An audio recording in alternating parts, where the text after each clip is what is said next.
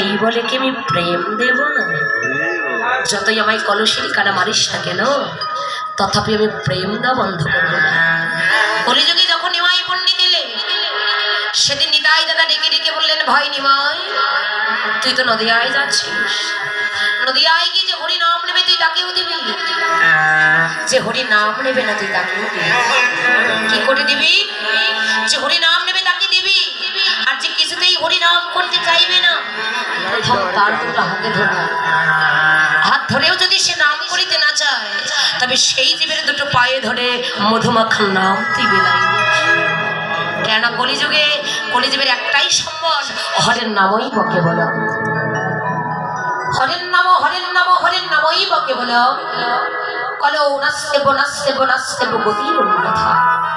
হে কলি হতে যে তোমরা হাতে করো গৃহকর্ম, মুখে বলো হরি।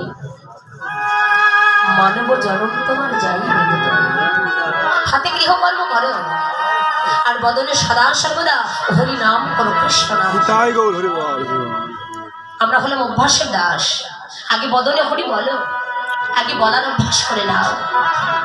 হরি বলার যখন অভ্যাস হয়ে যাবে, আর হরি বলিতে বলিতে যদি একবার হরির করুণা হয়ে যায়, কৃপা যদি হয়ে যায়, তুমি যদি হরি নামকে ছাড়তে চাও, হরি নাম যে কোনোদিন তোমায় ছাড়বে। হরিনাম কৃষ্ণ নাম যে বড়ই মধুর নাম। এই নামের বড্ড মহিমা আছে বাবা, নামের বড় শক্তি আছে, নামের বড় গুণ আছে বাবা। যারা নামের প্রেম সাগরে ডুব দিয়েছেন, জগতের মাঝে কেবল তারাই জানে হরি বলে কাঁদলে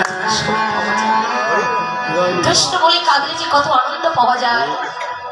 তাই যদি না হবে বাবা, আগেরকার দিনে কয়েকটা পাড়া জুড়ে কয়েকটা এলাকা মিলে একটা হরিবসন হতো, আর এখন প্রতি ঘরে ঘরে হচ্ছে। কেন প্রতি ঘরে ঘরে হরিবসন হচ্ছে? এই যে কীর্তনগুলো, আপনাদের বগুড়ায় তো অনেক কীর্তন হয়। আচ্ছা দেখবেন, এখানে অনেক যেমন ভক্তের বদন পরিচিত আছে, যেখানেই কীর্তন হোক না কেন তারা ছুটে যান, প্রতিদিন কীর্তন আস্বাদন করছেন। একই লীলা, একই কথা বারবার আপনারা শুনছেন। তথাপি কি কোনোদিন মনে হয় কীর্তন ওখানে হচ্ছে, আজকে যাবো না, একই কথার কত শুনল? আমার তো মনে হয় বাবা, এই হরিনাম কৃষ্ণ নাম বড়ই মধুর নাম, যত শুনবেন তত শোনার স্পৃহা